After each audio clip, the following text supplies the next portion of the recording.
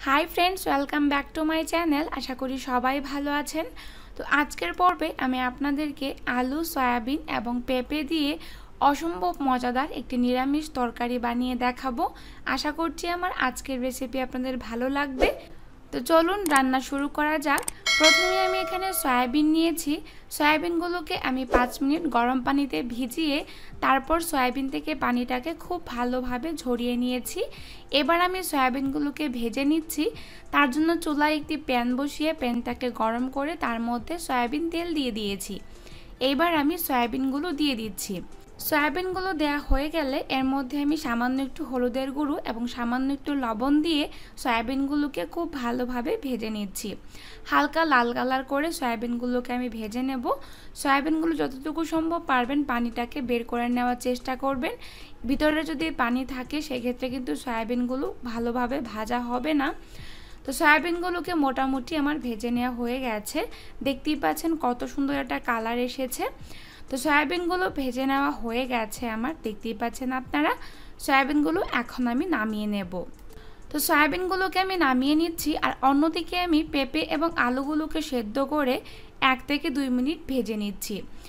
এইগুলোর মধ্যে আমি সামান্য একটু হলুদের গুঁড়ো এবং লবণ দিয়ে পেঁপে এবং আলুটাকে ভেজে নিয়েছি।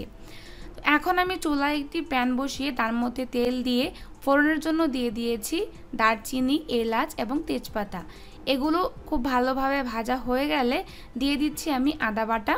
আদার মধ্যে পানি দিয়ে মিক্সড করবেন, না হলে কিন্তু আদাটা তেলের মধ্যে দেওয়ার পরেই কিন্তু তেলটা ছিটতে শুরু করে।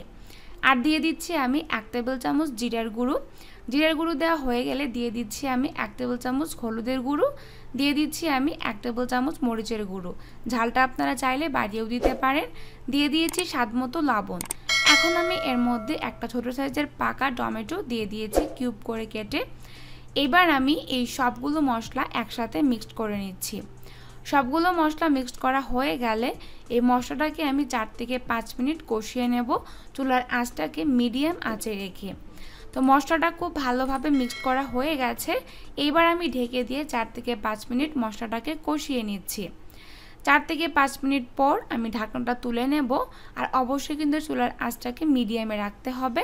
তো ঢাকনাটা আমি তুলে নিয়েছি, দেখতেই পাচ্ছেন তেলটা কিন্তু উপরে উঠে এসেছে। এবার আমি আবারও মশলাটাকে নাড়িয়ে দেব। তার আগে আমি এখানে 1 টেবিল চামচ টক দিয়ে দিয়েছি। এটা অপশনাল, হাতের কাছে থাকলে দিতে পারেন বা নাও দিতে পারেন। তবে টক দই দেওয়ার ফলে কিন্তু গ্রেভিটা অনেক বেশি ঘন হয় এবং ঝোলটার মধ্যেও কিন্তু আলাদা একটা টেস্ট আসে। তো দইটা দেওয়ার পরে আমি আবারও নাড়িয়ে দিয়েছি। নাড়িয়ে টমেটোগুলোকে হাতা দিয়ে চেপে চেপে ভেঙে দেওয়ার চেষ্টা করবেন। এতে করে কিন্তু গ্রেভিটা দেখতেও সুন্দর হবে এবং খেতেও বেশ ভালো লাগবে। তো বন্ধুরা, মশলা কষানো হয়ে গেলে আমি ভেজে রাখা আলু, সয়াবিন, পেঁপেগুলোকে দিয়ে দিচ্ছি। এবার আমি এই উপকরণগুলোকে মশলার সাথে খুব ভালোভাবে কষিয়ে নিচ্ছি। 3 থেকে 4 মিনিট আপনারা মশলার সাথে এই উপকরণগুলোকে কষিয়ে নেবেন। এতে করে কিন্তু সয়াবিনের ভিতরে কিন্তু মশলাটা ঢুকে যাবে। এতে করে খেতেও কিন্তু বেশ ভালো লাগবে। তো এখন আমি চুলার আঁচটাকে মিডিয়ামে রেখে 3 থেকে 4 মিনিট কষিয়ে নিচ্ছি। সামান্য একটু ঢেকে দিয়ে 1 মিনিটের মতো কষিয়ে নেব। এতে করে কিন্তু মশলাটা সবগুলো উপকরণের সাথে একেবারে মিক্স হয়ে যাবে। তো মশলার সাথে উপকরণগুলো কষিয়ে নেওয়া হয়ে গেছে। এবার আমি এর মধ্যে ঝোলের জন্য পরিমাণ মতো পানি দিয়ে দিচ্ছি। এটা কিন্তু নর্মাল পানি, তবে আপনারা চাইলে কিন্তু গরম পানিও দিতে পারবেন। এখন আমি পানির সাথে সবগুলো উপকরণকে মিশিয়ে নিয়েছি। এখন ঝোলটাতে বলক আসা পর্যন্ত অপেক্ষা করতে হবে। দিয়ে দিচ্ছি আমি 3 থেকে 4টা কাঁচামরিচ। এগুলো আমি জাস্ট ফ্লেভারের জন্য দিয়ে দিচ্ছি। কাঁচামরিচগুলো দেওয়া হয়ে গেছে। এইবার আমি ঢাকা দিয়ে 4 থেকে 5 মিনিটের মতো রান্না করব চুলার আঁচটাকে হাই হিটে রেখে। তো বন্ধুরা, দেখলেনই তো কত সহজে একটি মজাদার রেসিপি তৈরি করে নেওয়া যায় পেঁয়াজ রসুন ছাড়াই। আশা করছি আমার আজকের ভিডিওটি আপনাদের ভালো লাগবে। ভালো লাগলে প্লিজ আমার চ্যানেলটিকে সাবস্ক্রাইব করবেন এবং কমেন্ট করে জানাবেন কেমন হয়েছে। আর বাড়িতে অবশ্যই তৈরি করবেন। তো বন্ধুরা, লাস্ট আমি এর মধ্যে দিয়ে দিব সামান্য একটু চিনি। এতে করে কিন্তু তরকারির টেস্টটা অনেক বেশি ভালো আসে। রান্না করা আমার কমপ্লিট। এবার ঝোলটাকে জাস্ট আমি একটু শুষিয়ে নেব। ঝোলটাকে কিন্তু খুব বেশি শুষাবেন না, কারণ ঠান্ডা হওয়ার পরে কিন্তু আলু এবং সয়াবিনের ঝোলটা অনেকটা টেনে নেয়, যে কারণে ঝোলটা ঘন হয়ে আসে।